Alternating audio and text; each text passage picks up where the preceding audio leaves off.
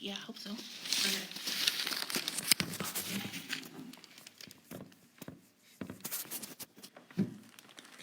Okay.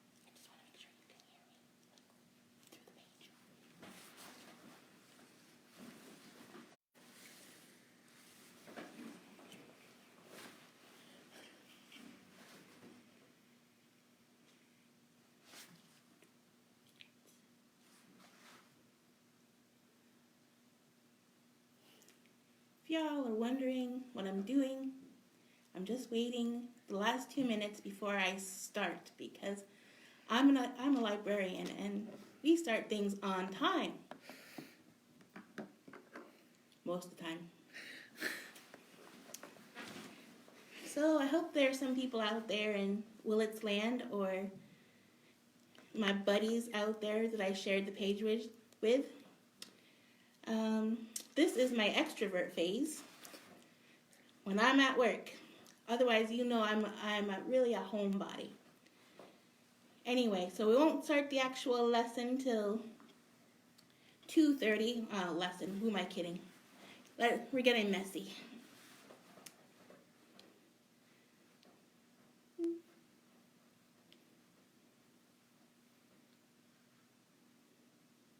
Oh wait, the waiting's killing me. Oh, it's 2:30.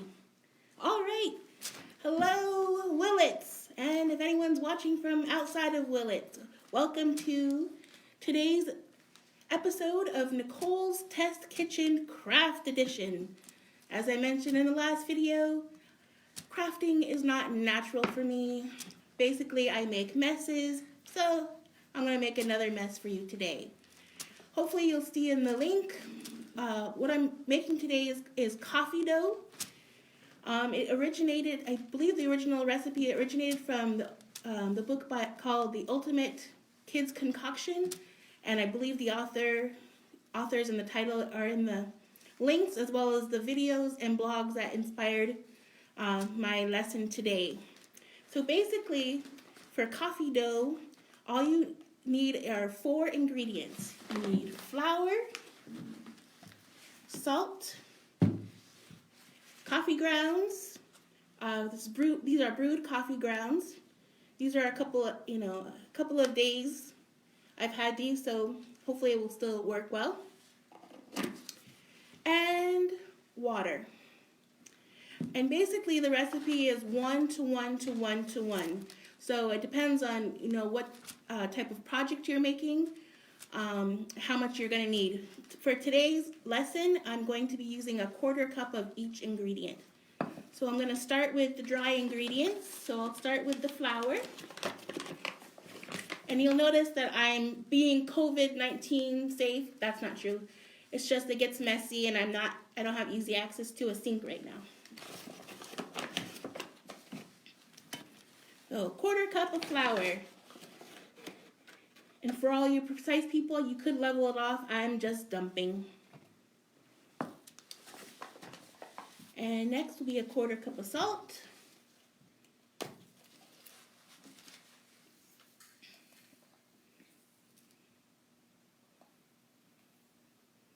Wow, so exciting. Pouring ingredients. Next will be the wet ingredients. I'm going to put in a 1/4 cup of coffee grounds. And hopefully I have enough left. And I believe I do. Coffee grounds. A little sticky, so make sure they all get in there. And the last ingredient is water. So sometimes, if you're using used grounds and they're a little wet, you might not need as much water. If things are a little soupy, then you can always just add more flour to dry things out. So I'm going to start by mixing with a spoon. Library material, all we have are little plastic spoons. You might want to use a bigger mixing spoon.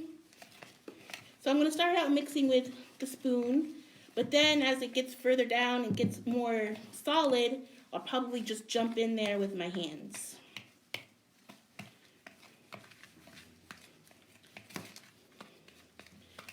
So it's getting kind of a good consistency. I'm going to stir it up. It is a little moist, so I might have to add a little more flour. In my world, nothing is very precise. So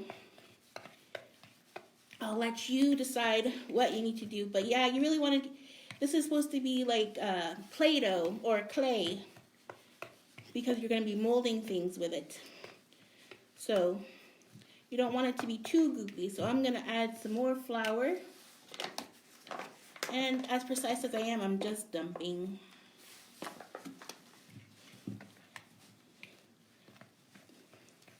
And pretty soon I'm going to take this out of my bowl and put it onto my covered table. I've covered it in newspaper. And I'm actually going to be using wax paper to roll it out. So just get all this flour in. I'm going to be moving to my hands. This is the part where we're getting messy, and we love it, don't we? All right. So yeah, it's still very pretty goopy. So I might be adding more flour, but I'm going to get my wax paper over. And if you're familiar with baking bread, or if not, if you've seen someone bake bread or pizza dough, I'm going to spread my surface with flour. So it's just kind of like kneading bread dough or pizza dough. A little goopy, you can tell. It's a little sticky.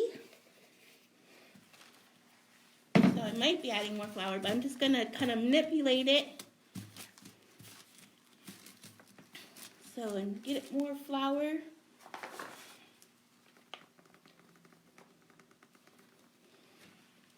And to all you gluten-free people, I don't know if any other types of flour will work. I know you're not eating it, but if you're even very sensitive to it, you might want to avoid regular flour. But I couldn't tell you if any other types of flours would work. All right, so it's getting to kind of doughy consistency, so I'm going to roll it out with my my rolling pin. No, it's not really a rolling pin, but it's all I could find in the library.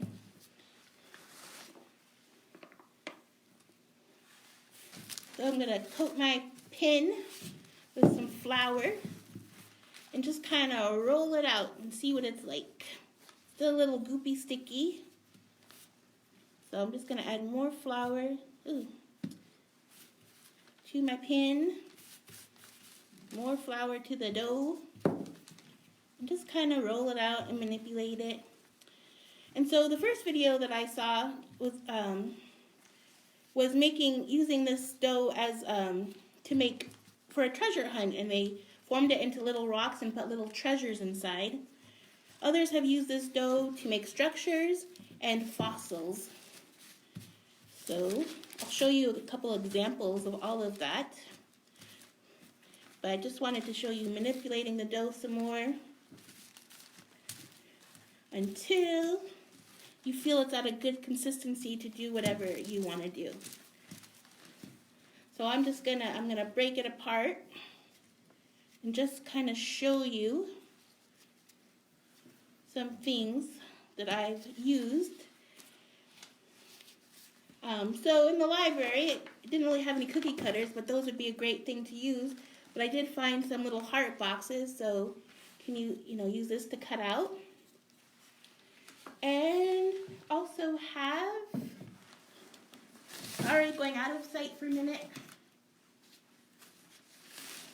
We had found a pine cone, so you could do a pine cone impression.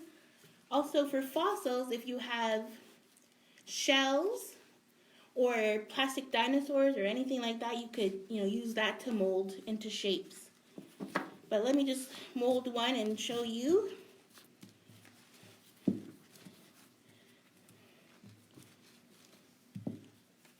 I'll put a little bit more flour.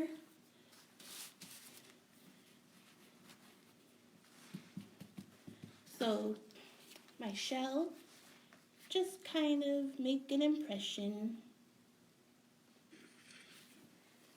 And it makes an impression, and let me show you a finished product because I did do some ahead. So here's one with the shell impression. And then you could do one to put a treasure in.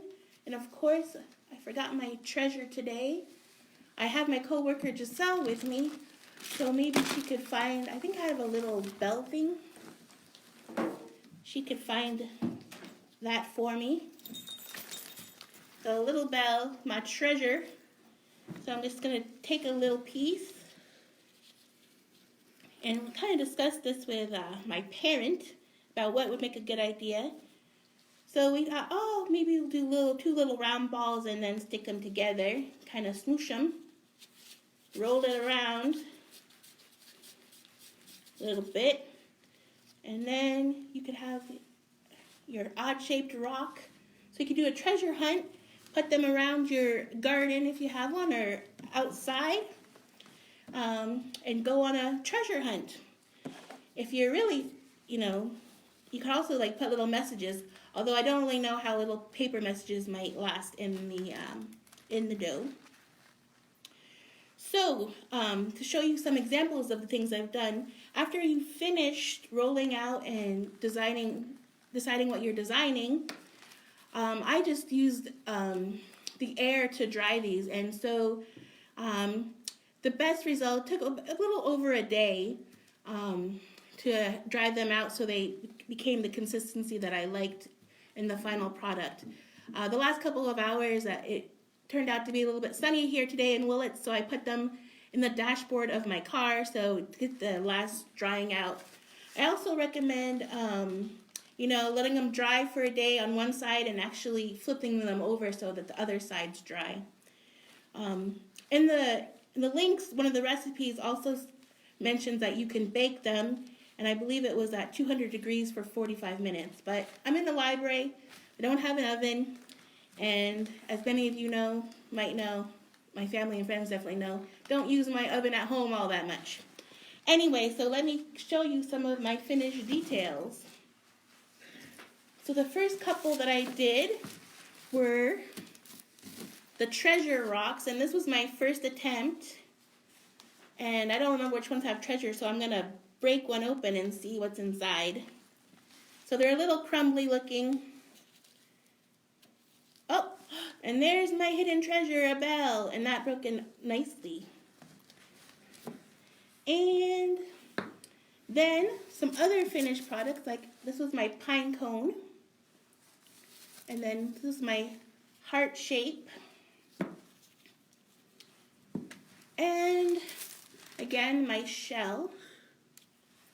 And I just did a couple of round discs that I cut out with these little plastic pots that we had for our gardening things.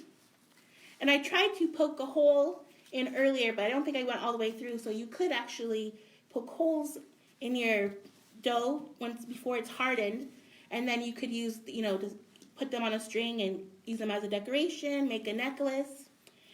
So the next part of this experiment, I'm going to move my dough to the side and work on it again later. But I wanted to see how well adding some decorations. Oops, I believe, okay, that's not mine. This is my treasure. I'll let that dry. And I'll move aside my wax paper.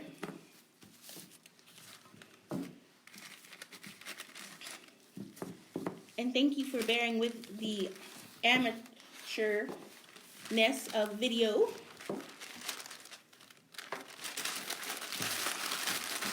So roll away the wax paper. I'm going to take a paper plate and I'm going to decorate a heart. So you might want to wet it down a little bit just to, if you have a lot of flour, but I'm just going for it. So I have some paint, I have some paintbrushes, and I have some water to clean my paintbrushes. I'm just gonna see, and I haven't done this, so I don't know how well the paint will adhere, but gotta do some experimenting, don't you? All right, so I'm using a metallic acrylic paint, and I'm just going to see how that works. And since I love color, I'm going to use a couple of different colors.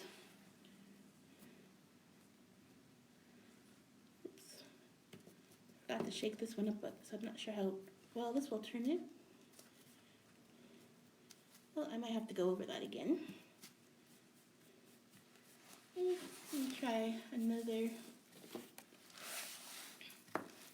color on top of that.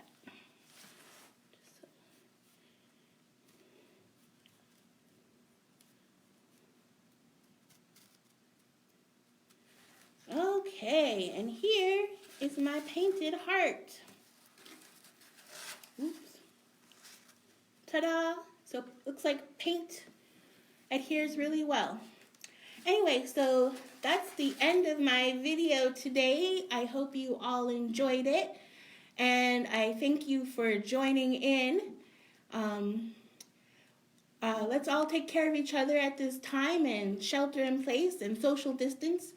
And hopefully we'll see each other soon. All right, thank you, Willits. And everyone else, have a good afternoon or evening if you're on the East Coast. Thank you very much.